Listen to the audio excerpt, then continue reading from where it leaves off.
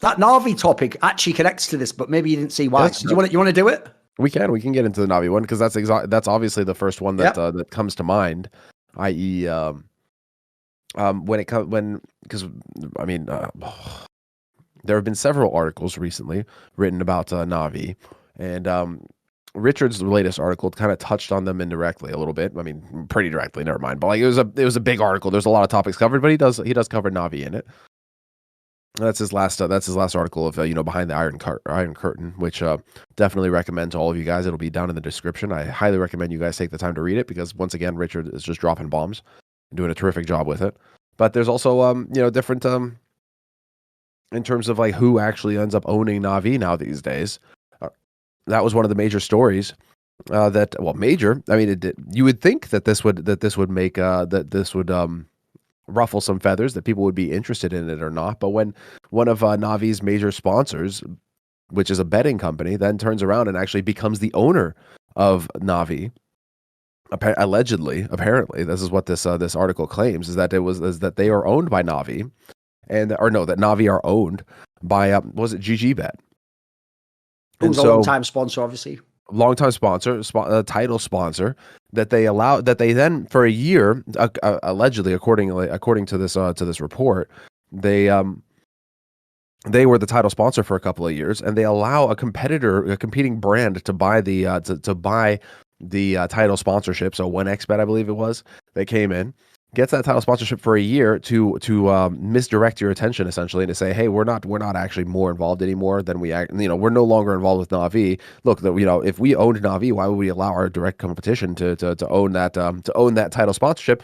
And then all of a sudden now, a year later, they're back to being the title sponsor, and it looks like through a series of Cyprus-owned companies, which again, this is what you're talking about with that string of just obfuscation when it comes to shell company with this company to this company, and this guy is on the board of this company, but it's just like it gets all crazy.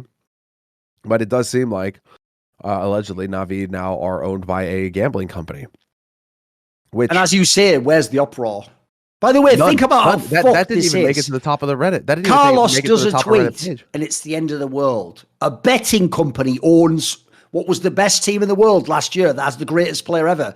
And that's just fine. This is why, by the way, if you are people from Dust2 US or HLTV and you have a big opinion about conflict of interest, it doesn't matter.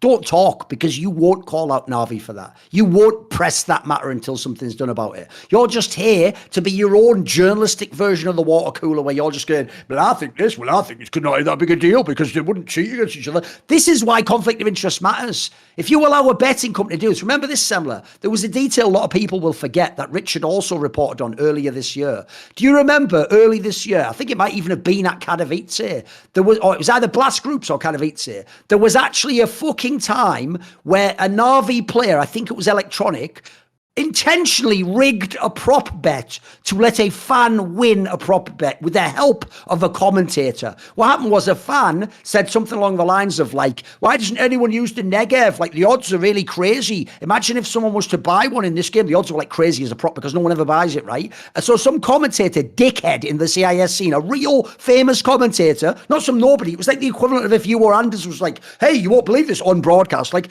let's all get fucking Electronic to do it. And so as fan service, he bought it in the match, thereby creating an insane fucking conflict of interest scenario / he fixed a fucking round or moment in a game. That's, by the way, I don't think people get this. I think Valve should be involved with stuff like that. That's fucked up, dude. Like, that is a form of match fixing. You're not fixing the outcome of the game. You're fixing like a specific bet to let people potentially defraud a betting company. And I think the betting company makes it impossible to deal with this whole situation because now you own the team as well. You exactly. own the betting platform. Then the ways that you can go about rigging games don't need to be wins and losses of series. Now you can determine wins and losses of rounds.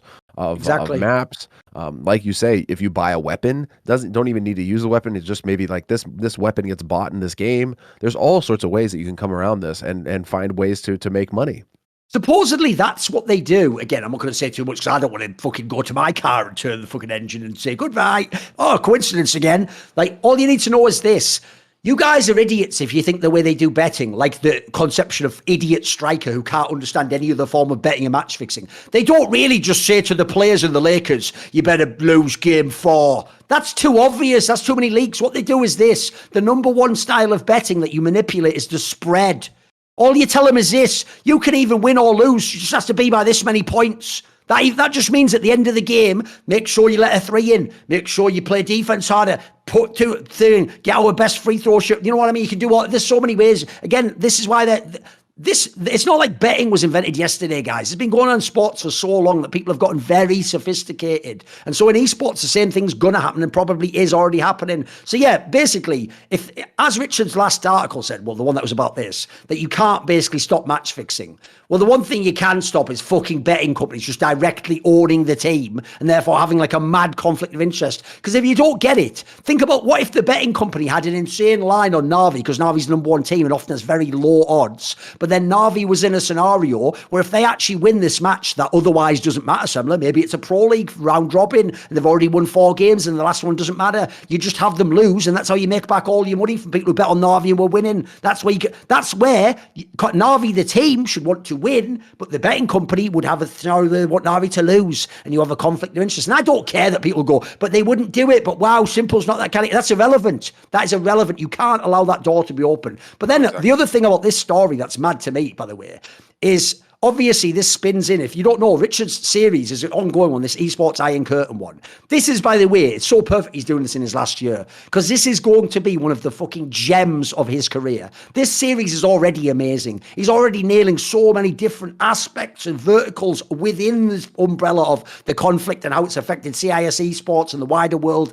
And this newest one right now, this one's obviously related to like the Dota stuff and the fact that they're having this broadcast. It's got another bunch of threads in it that people are going to think are simple, but we can get into it, mate. There's so many areas we can go in on this one. Okay, like we can just refer directly to NaVi right now, which it was the one that really stood out. Let's see. Let me find the specific paragraph again. Okay, right here. All right, so this is an article that talks about from workers to pariahs, and it talks about the particulars between the Ukraine-Russia conflict and how that bleeds into esports. And if you happen to be a Russian working in esports, which, you know, if you follow the CIS region, there's a lot of cross-pollination there between Ukrainians and Russians working together in companies, working together on broadcasts, working together on teams, everything. They basically speak the same language apart from some slang. So it's like the language barrier isn't too big to get through. So it's not the end of the world. They can bounce back really quickly. So there's always been this kind of connection in the CIS region, Ukraine, Russia, very, very, close together. And so the major thread through this article is obviously how the Russian esports workers have been treated ever since this conflict kicked off, and how there really does seem to be this ignorance of the stakes that are being played for, especially if you're in Russia, because you have all of these little weasels, these virtue signaling weasels in the West who risk nothing and who can say whatever they want online without fear of repercussion, saying, you know, like, oh, why isn't it the Russians don't act out and protest and whatever?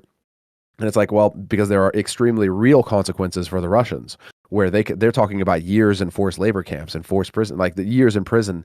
You can have incredible consequences for your family. Your families can lose their jobs. Just total disaster if you step out of line in Russia. It is not like it is here in the West.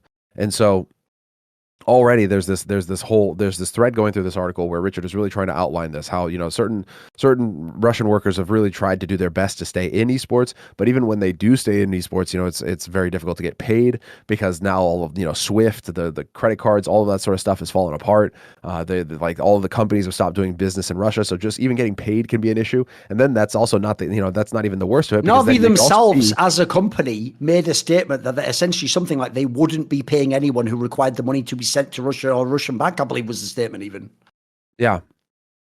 And there's also, there is also multiple cases that's talked about in this article where the money is just withheld because they need to know which side you're on. You know, It's like, so even if you can get paid, you have the it's an excuse to steal someone's money. Yeah. Yes. And so it's all sorts of fucked. But one point that really that ties directly to this NaVi situation, because remember, NaVi were very outspoken at first about how they didn't want to have anybody working in the organization anymore that was that still lived in Russia, because they didn't want any money to go towards the Russian Federation. But it is worth noting, and credit to Richard, he does a great job. And in this moment, in this article, I'll just go ahead and read the paragraph here. So NaVi were so determined to have as few Russians associated with the brand as possible that they even removed Russian admins from their Faceit hub. Like, those guys don't even get paid. That's probably volunteers that are just doing it out of passion for your team and your project, and you're yeeting them out. So that's the depths that they're plumbing. But then, following paragraph, yet that consistency seems to have only gone so far, while the 2 Russian players left on their main CSGO roster agreed to relocate in June, and this would be Perfecto and Electronic. According to sources familiar with the situation, that has been on hiatus. The original plan was reputedly for them to head to Serbia, but for multiple reasons, including geopolitical within that country, this has been placed on hold, and so those players are still operating as before, contrary to the express statements of their management. And so this is where, the rubber meets the road, and now it's like, it's easy to get rid of, Faceit admins, Faceit for your hub, but are you willing to tank your team that's currently ranked top 2 in the world right now? And it would appear that you're not. So that's the interesting thing, where it's like, when it comes to there's always been it depends on how far you want to go with this, but like the region, instead of making generalizations, because you can always make spicy generalizations, where it's just like, the region has not necessarily always been known for being a lot of corruption, straight and narrow, right? Yeah, there's a lot of corruption. There's By the way, on all levels, in esports, there was always a lot of corruption in Ukraine. And politically, there was an enormous amount. That's why certain big guys get their cut. So so right now, like, that was one takeaway from this article that it really is. It's like, and that's the thing. It's just such a shitty situation, because am I saying I want to see one of the best teams in the world broken up over this? Absolutely not. I mean, they've already lost Boomich, through this sort of situation. Now you're talking about self-destructing the entire team at this point if you're going to lose half of it. Electronic is Blade's protege. I mean, there's just all these things. But at the same time, now.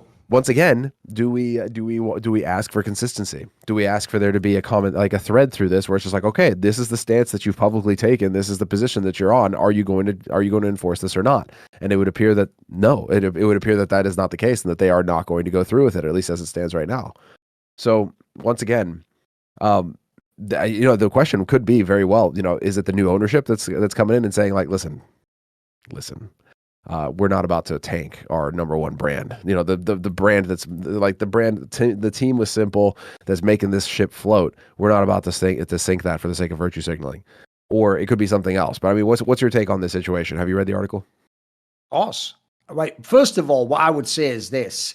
One of the things I think is so mad is because people, you know what? Again, I fucking called this. You can go back to those episodes in February and March when me and Richard are talking about this topic. And because the story went like this, G2 had Monacy, who literally at the time was a 16-year-old Russian. So they were the ones who rushed to make it very clear, like, look, because we obviously just bought this guy for 600k. Don't worry, guys. He'll maybe, like, obviously he's already in Serbia with the team boot camping because of Nico and that. But don't worry, like, he'll just be able to get, like, some sort of citizenship type thing or green card, whatever, through Serbia, and then he'll be playing. Don't worry, everything's fine. So every little dickhead moron in esports, because none of them understand the law, none of them understand visas, we might get to that later too, they all think this is like just going and buying a stamp from the post office, like, I'll have a first class stamp, please, sir. Thank you. I have now a visa to live in Serbia. Because they acted like it was easy and they heard Monacy might be able to do it. They just went, oh, well, that's simple then. All that they'll do is everyone, Electronic and Dexter and Virtus.pro, they'll all just get Serbian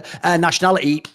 Right, there we go. They're right back. No, there's no Russians being excluded. Because remember, the thing I warned people about was, if that doesn't happen, one day, this is where I came up with the term that Richard is now using. He's welcome to it. There will be an esports iron curtain. And if you are Russian, you will be behind it, or you will have to defect and go and live somewhere else, like Serbia, a country which, due to the Slavic roots and the migration of people, has like historical, actual, basically has ties to Russia and that whole region and those people more so than the area that they're in at the moment. Because obviously they'd traditionally be in sort of like almost a Mediterranean area, which is a bit misplaced, isn't it? So basically, in this scenario, I already predicted that might be a problem. Now, since people don't know that and they took it for granted all the way back in February or March that these guys just, tripped over and got visas, they don't even know that this might have been playing behind the scenes. This might be one of the reasons why Simple might have had to take a break. Maybe they're going to have to cut off the team. Think about this for a second. I'm just going to look it up right now. I'm going to quickly just put like last 3 months, LAN. Right, here's a good one for you. So over the last few months, Electronic is like just pretty pedestrian, isn't he? His game's not as good anymore. It looked good in the first tournament he took up as IGL. He's been struggling a bit since then, hasn't he? Well, he's one of the people in this scenario who's on the chopping block. Remember, he's already the one that had the wife that was making liking tweets or fucking retweeting stuff or whatever. Now, as far as I know, I can't remember if she actually said something herself. Maybe she did like a story or something where she put some vague allusion. But basically, you don't think that's going to stress those guys out? You don't think that's in the back of their mind that they're playing maybe for their career? That his wife was making things public. Ooh. Yeah, because that's the thing. For him, there's one thing being modesty where you're a 16-year-old and you have no ties and no responsibilities and nothing. It's a totally different situation when you have your wife, your kids. Electronic has kids, he has a wife, he has a family. Kids, I don't know about multiple, but I know he has at least one kid, right? Yep. So it's just he's got a family. So then you got the wife's family, you've got all these sorts of things. It gets complicated real fast. You're talking about relocating them outside of their country. I mean, it's a big ask. It's a big ask. So when that sort of stuff came down, started getting announced, this is what we're going to do and all that, I was just that is going to be a level, because there's no going back on that as well. There's another thing, Semmler. That's why I use that terminology intentionally, defecting. If you leave, by the way, remember right now they're also mobilizing people who are of a certain age to potentially be part of this conflict. There's also a premise where they don't want people leaving. I think, who's kind of regretting that situation right now. They're trying to block these people. So as a result, right, there's a scenario where one day they do just say, just like the old Iron Curtain, fuck you if you've left. Yeah, you're not even part of us anymore. Now you're some pariah, even within the whole global scene. This also ties into another thing, Semmler, which is this is why you'd hope the Frankie Wards of the world would learn this. You don't. You'd hope all the talent who are going to work IEM Rio. Remember all those people, Semmler, who came out and said, oh, I can't be a part of Blast if Neom's involved. And then the people behind Neom just bought ESL. And now the same people are I can't wait to work at IEM Rio with ESL and their partners. Exactly. Total hypocrites, by the way, right? Those same types of people are now learning the hard way that you don't have luxury beliefs, because guess what? Shit can fuck around, get real, and they stop being luxury. Suddenly you have to actually pay a price, the iron price, to fucking have those beliefs. You have to be willing to get wrecked over them. And most people in esports aren't. And you know what? NaVi's the next on the list. Because there was a story I saw today. You know, this is why you don't piss me off, me. I'm too good at what I do. I'll find all the news and stories about Saudi Arabia that you haven't put two and two together and connected. But since Saudi Arabia is ESL at this point in time, I'll directly connect them. That's why, if you notice, Semmler, you want to know one of our little victories? You might not have put this on the scoreboard, but it's on there, my dude. Have you noticed ESL doesn't use that GG for all tag all the time now? They've sort of gone away from that one, because think how much shit I put in that fucking hashtag. That was all real bona fide stuff about how they treat women and what they do to journalists and dissidents and people getting bombed in Yemen. I just put that GG for all tag there, and magically I noticed it all became about ESL Impact. Suddenly the GG for all, which by the way would have been a great tagline for some any key wonk to use, wouldn't it? GG for all, except men, of course, fuck men, but I mean all the people that matter, all the people that matter. So in this scenario, right, there's something we have to tie in. So here's some news I saw today, right? Basically, an American, some sort of politician or something, was commenting on the fact that OPEC, which if people don't know, is what was the term stand for? It stands for the Organization of Petroleum Exporting Companies. And basically, it's a group of 13 member countries. And they're the people who make all the big oil in the world. And then they export it and you buy it from them. They have a cartel and they control the prices and how much gets produced, right? Well, the number one producer out of that whole group by a massive scale, 2 or 3 times everyone else at least, is Saudi Arabia. Saudi Arabia produces 10 billion barrels a day or something, right? That's million barrels a day. Whereas the next biggest is 4 million or 3 million or 2 million, right? So Saudi Arabia heavily involved with what OPEC does. So the story goes that they have now decided that they will reduce the amount of oil going to the US and places like that, but they'll continue to do all this business with Russia, and there's all these stories where they're going to trade stuff in rubles instead of the dollar and stuff. So they're doing essentially, guys, think about this. They're taking actions as a country that will directly enrich the country of Russia, that will directly hurt the US, which is backing the enemy of Russia in this particular scenario. And as a result, anyone out there in esports who's made the foolish statement, if you're not willing to live up to it, we won't do anything that contributes to the Russian economy, which then becomes the war economy, which then becomes killing people. So if you really believe that, just like Frankie, when you say there are people who would want to kill my friends, well then later if you work with them, I'm going to say, why do you work with people people who kill or want to kill your friends. That's just a logical thing to turn back on you. So if NaVi won't pay a staff member because they have a bank in Russia, how are you going to go and play in an ESL tournament, help enrich ESL, which is owned by the Savvy Gaming Group, which is part of the Public Investment Fund, which is directly managed by the leader of Saudi Arabia, who's in charge of all this shit and is benefiting through this oil and helping Russia and hurting the US? How are you going to do that? In that scenario, I didn't make this connection. I think it's very indirect, but you were acting if someone else ever gave $1 over to Russia, like they just put that money into a fucking vending machine and a gun came out and was handed to a soldier. Well, what are you doing? You're helping them buy bombs. You're helping their country succeed. You're even helping the other side have less funds, have less money, be in worse straits. So how can you then turn around and make it like you're a political hero? Because one of the points Richard made in that article, which has been so disappointing to me, is I really thought Simple's speech was going to go down as like some Muhammad Ali moment where you took a stand and it was a righteous stand. You'll be remembered as a hero. You heal the divide. You bring people together. And in a way that only gaming in that moment could have done for a certain class of people in both of these countries, you could potentially actually have had it so it's like, right, this stuff's going on in the world, but the gamers, we're not part of it and we both agree. We just want peace. Instead, now you're in a scenario where they were already getting told Simple's a traitor. It's one of the reasons I think he's been so depressed this year. People were trying to encourage him. You have to speak out against him. You have to go. People like Electronic, they basically want him to just martyr himself and go to prison. That's as far as I can tell. Because what happens is there's certain people who have resentment. I even get it. If your family was involved, of course you'd be like, what the fuck? Stop things now. But they're going to the level where it's like everyone else must throw themselves into the machine to be a fucking wrench and get chewed up and spat out. And you can't make that demand of someone else. You can only make that demand of yourself and your people's. So my problem with this whole scenario is, now what is your stance, NaVi? What action are you going to take? Because logically, if we can't even let Carlos make tweets because of the harm it might do to a generation of boys that might do something, that might, all these mights, these people are doing these things. It's on record. Every day these stories come out of what they're doing. And this isn't even about the Saudis with women. This is about directly involved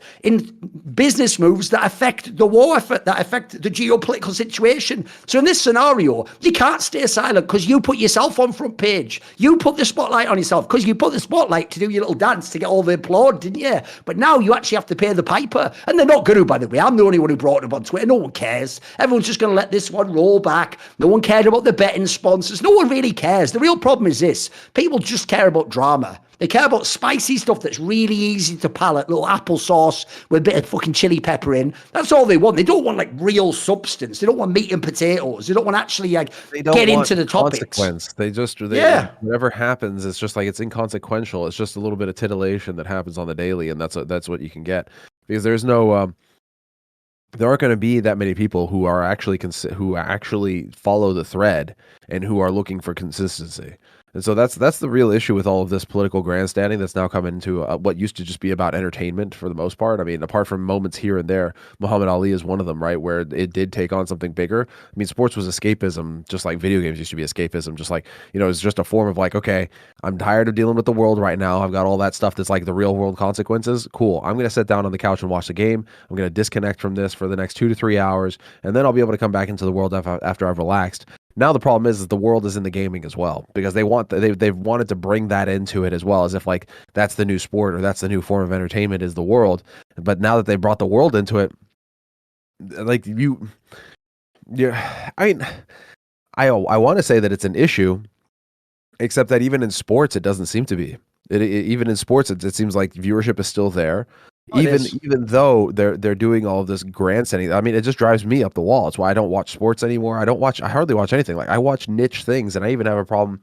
Like ADCC, I just watched ADCC in grappling. Well, it's like ADCC Abu Dhabi, and I'm just like, fuck. Like you can't watch anything now. If that's gonna be like, if you're gonna bring the world into everything now, it's just like, well, you can't.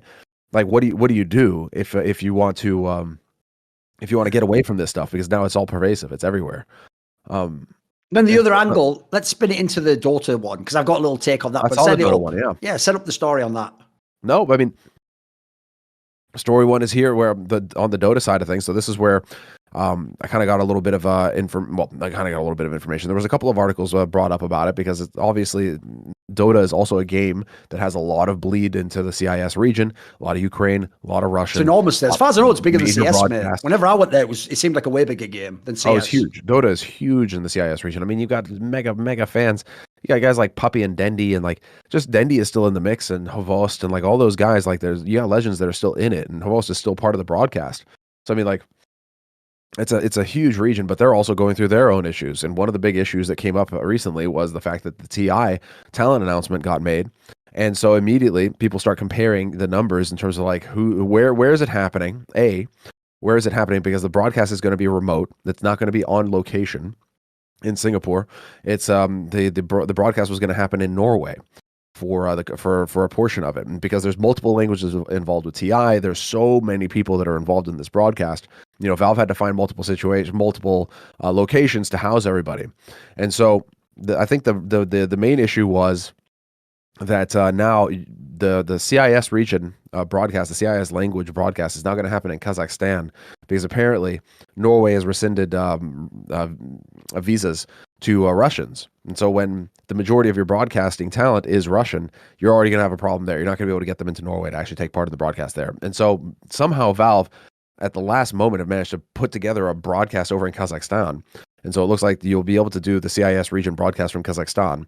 But then the CIS region broadcast was taking a lot of flack because there are so many Russians working on it. And so again, people some with a bit of a checkered past on this particular topic.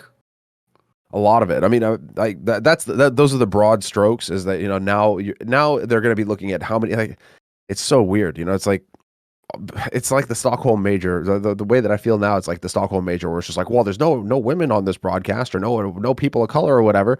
But so we're going to start looking at all these things now again, where it's just like, oh, what's this person's background? What's their nationality? What's their race? What's their sex? What's their, you know, should they be on here? Because that's what's happening with this Russian broadcast. Where it's just like, well, you got a lot of Russians on this broadcast. You know, there's a whole lot of Russians here. And it's just like, well, it's the Russian language. I mean, you guys are doing the Cyrillic, you know, it's like the Cyrillic language, right? So, I mean, you would have a lot of Russians handling that broadcast, wouldn't you? But I don't know. What's your take on this situation? Because it feels like, once again, we're just going to go down where it's an opportunity again for cheap, easy internet points and good boy pats, and nothing of any real substance.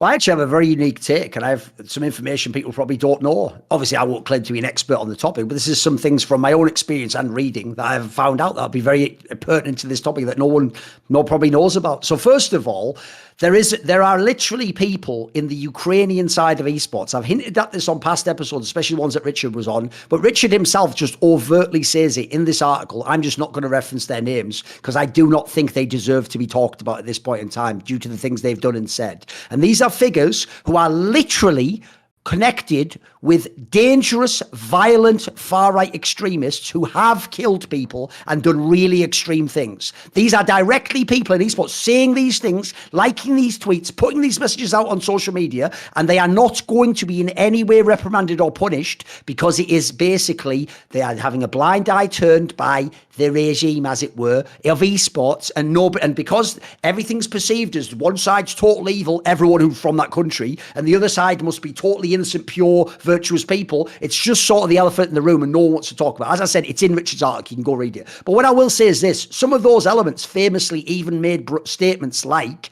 I am going to destroy Russian esports. That was something one of them said publicly. And now, as you say, they're trying to push out Russian broadcasters. They're trying to search. Not only did you do anything, have you ever overtly denounced Putin and the war? They all want that sort of level of things. It's like I mean, you know the reference, but it's like a certain type of show trial that used to exist in the past, and certain people had to applaud a lot and had to sign declarations. It's a bit like that sort of a vibe. And so here's the thing that's really messed up about this, in my opinion. This is another group of people, Semmler, who, when it suits them, are heroes, are painted as people who are martyrs. They're people who they're painting themselves as though in the cyber world, they're taking on this battle. They're part of the war effort. But again, when their pocketbook is threatened, Semmler, they back off, and they don't talk about certain things. So let me get into this a little second. You said it earlier. A lot of people don't know this. So when I first went to Ukraine, the year was 2010. 2010, and I went there for one of those arbalete tournaments, which at the time was like an oligarch guy, I think from Kazakhstan, who actually founded NaVi. Like he bankrolled the whole thing, and he was running a whole bunch of tournaments where you'd have NaVi, and by the way, Blade played in a team called United, which was made of Russian and Kazakhstani and players from fucking Ukraine. And the whole point was to show like the former Soviet countries could make a super team. And then they had obviously people like Fnatic and SK come from Sweden. They had all these top teams come to these tournaments, and it became like its own little mini circuit in 2010, 2011. It was a big deal, actually. And when I went there, I didn't know anything about Eastern Europe. I knew almost nothing about the post-Soviet or Soviet countries. I didn't even know what the CIS was. This wasn't even a term we used back then. Back then, if people don't know, Ukrainian esports in terms of CS was barely relevant when NaVi came around. Russians, they had some good players, but they were never the top teams. They were always more like, they were more equivalent to what like Team Liquid is now. Like if they had a good run, they could make like a final. Otherwise, they're probably just going to come like 5th to 6th or quarters, and they're not really going to win the tournament, right? So what happened was when I was at this tournament, I began interviewing the NaVi players who became the great winners, right? And one of the main guys who did interviews was Semmler, the player who people might know now, is an influencer and played a little bit in CSGO. And he was basically the Ukrainian Zipniks, if you don't know. He was like an amazing support player who was just way better than he should be for like in terms of impact as a support player. And he really rounded out the NaVi team. That's why they're one of the most dominant teams ever. And when I would interview this guy, I used basically a technique I used in all my interviews, which is at the end, I would always say something like, could you say something to your fans in your language? But I wouldn't say your language. I would try and say their nationality. So if I talked to a Swedish person, I would say to get right, or say something to your fans, and he'd say something in Swedish, you know. And then when I came to Senya, because I don't know this region, I said to him, and I'd done this in like 3 or 4 interviews with him, I said, and at the end, can you just say something in Ukrainian to your fans? And what's funny is the first couple of times he sort of looked a bit like, and then started speaking Russian, right? And I didn't know it. I don't know what Ukrainian Russian is. I had no idea. I remember at that point, Russian's totally alien to my head. I didn't even know, like a lot of people, why his name was Senya. It's because it's not actually Latin letters. Those are Cyrillic letters, which are Russian ones. So the C is an S. The fucking H is an N. So if you know these things, right, then I didn't know why that guy's called Divorced. His name should be Xbox, shouldn't it? But no, the X is like a K, and then the B is a V, and then the C is an S, and so it's Divorced, right? So if you know these things, I didn't know that. So, like everyone, by the way. So what happened at the time was, maybe the 3rd time I'd done an interview with this guy, Senya, he just corrected me in the interview and said, well, I'll be speaking in Russian now. And then in Russian said what he was going to say, and I thought, oh, okay. And since at the time, there was, I mean, this is actually in 2010, remember, there wasn't any big conflict or beef or problems. In fact, at the time, I even once wore a Russian hockey jersey from like Dynamo Moscow or some shit like that. And when I wore it, I remember a bunch of NaVi Ukrainian players being like, hey, fucking sick jersey, man. Because they just thought like, oh, we're all like one region. This is cool. We've got a shared history. And so what happened was, everyone now, because it's become politicized, Semmler, is spinning this retconned narrative that nobody in Ukraine speaks Russian. In Ukraine, they all speak Ukrainian. Now, here's the interesting detail you're going to love as someone who lives in the Scandinavian region. You know what? No one understands the order of the languages. I can tell you it goes like this.